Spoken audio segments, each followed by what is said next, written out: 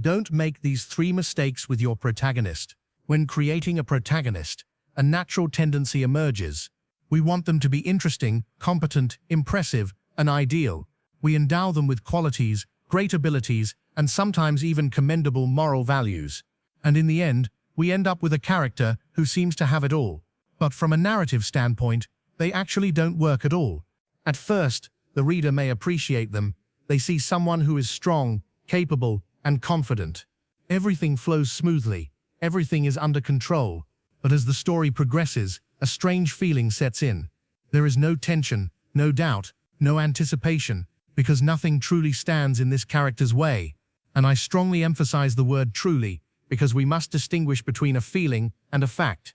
Even if in the story, the character is put in difficult situations.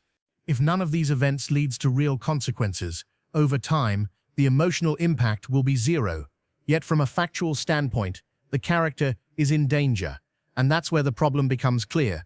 A perfect character has no reason to fail, no reason to change, no reason to grow. And without these elements, there is no story, but simply a series of controlled events. This creates something predictable. And when it's predictable, it's inevitably boring, because it's the surprise that creates engagement. A protagonist must therefore have a flaw. Not necessarily an obvious weakness, nor something purely physical. A flaw can be mental, emotional, or ideological. A way of thinking that limits them. A reaction that puts them in a bind. Something that, when faced with certain situations, will prevent them from moving forward properly. And above all, this flaw must be exploitable.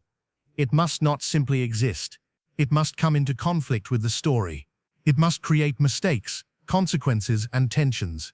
Because it is by being confronted with their own limits that the protagonist becomes interesting.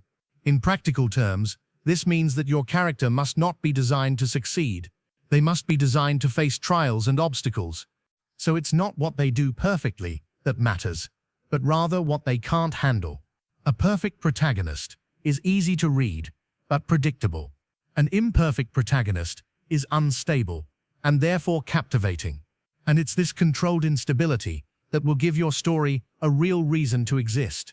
Just a quick reminder, if you're interested in creating or developing original manga, or if you'd like me to do a brief analysis of your manga in a short format, check out Collab Manga.